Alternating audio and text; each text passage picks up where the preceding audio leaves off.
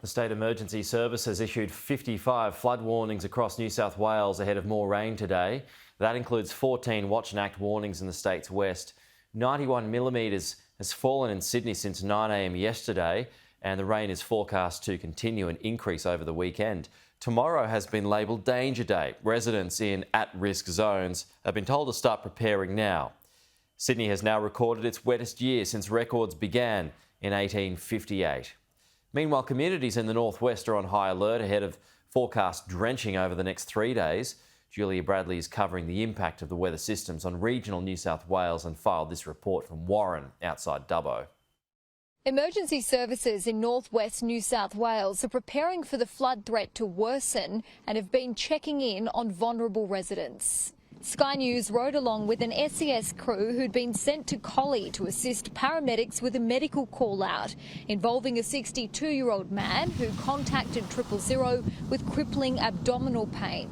Turn on at the Angle Road, past the Woolshed to Shearer's Huts, second building alongside the Shearer's Huts.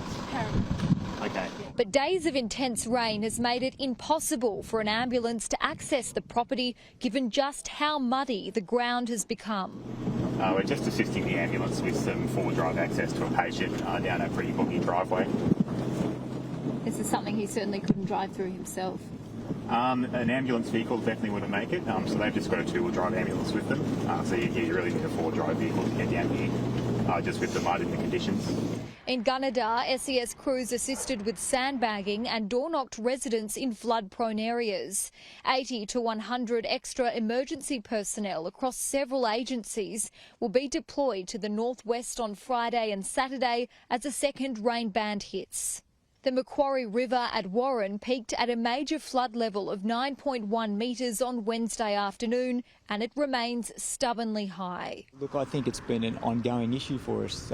We've been in flood situation since November and December last year, and in fact this is the 5th time we've been flood declared, so it's something that we're not getting over in a hurry. It's a little bit repetitive and to a certain extent a little bit wearing now.